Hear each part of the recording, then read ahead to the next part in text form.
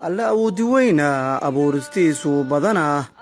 dhab u eeg adduunyada sida u kala dubay dadka qaar baa itaal iyo awood loo dhameeyey ibtila haleeshiyo laga dhooray iimada qaar baa indhahala oo loo diiday aragtida dhagaha kuwaa la oodo maqol laga ilaalshaa qaar inay wax uriyaan ayaan loogu talagelin idimada kuwaalo oo socod laga asiibay maama kaloo Soomaaliyeed ama murti kaloo Soomaaliyeed ayaa iyana oranaysay ma ogtahay curyaankuba caga looma waayine ceenka waxaa loo yiri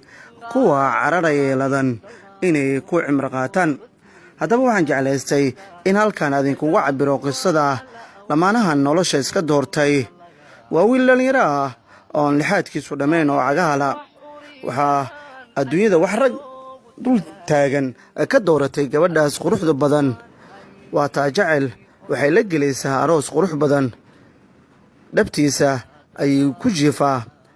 ayuu ku jiifaa wuuna ku qanacsan yahay amarka ilaahay ee asiibay iyadana sidoo kale iyadu u jeeda ayay ku gashay kuna jeclaatay mar waliba jacaylku waxaa la yidhaahdaa waa mid ayndha lahayn qof walba qofku jeclaado ayaa qofka kale kaga duwan uguna qurux badan adduunyada waxa yaallo dhan waa kuwa lamaanaha noloshooda ku qanacsan waxa uu ku faraxsan yahay in gacalisadiisa uu dhan waliba ka saacido jikada ayaa lagu wada jiraa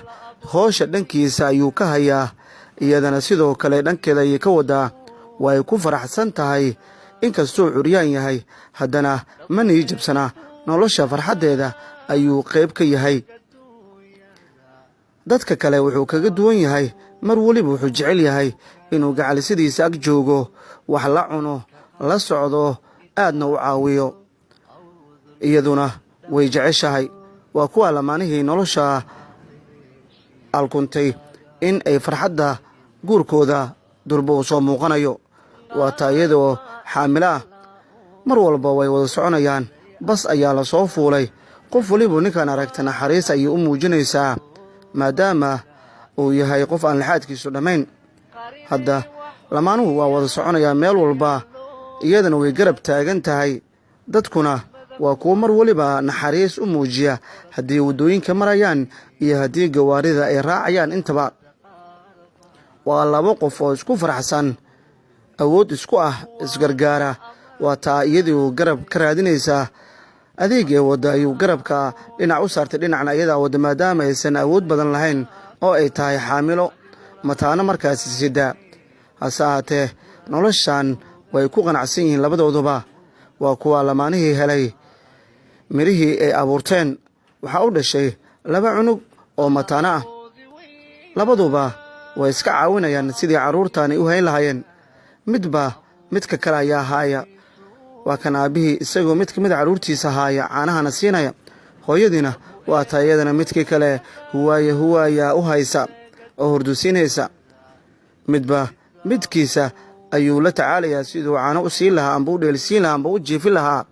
waa farxadda dhabta ee ay qabaan amba ay helaan lamaanayaasha kuwa lixaadkooda dhan yahay ayaa noloshan farxaddan haysan waa kaa mid ka mida ilmihii ayuu saarsan yahay amba xumbaarsan yahay iyadana sidoo kale midkii kale ayay xumbaarsan tahay mar walba oo bannaanka loo baxayo lamaanayaashan kalama haraan way isku faraxsan yihiin waana nolosha farxaddeeda ayay qaybsanayaan waa kuwa adeegii ayaa laisla wadaa carruurtiina dhabarka ayaa lagu sidaa waana jacaylka dhabta iyo astaamaha lagu garto oon xitaa laga helin dadka lixaadkooda uu dhan yahay qisadan waxay la socodsiinayay wariyaha arrimaha bulshada gacal ayman waxaana jeclaystay in dad badan ay qisadan ay si dhaba u soo gaarto si aysan niyadda u gelin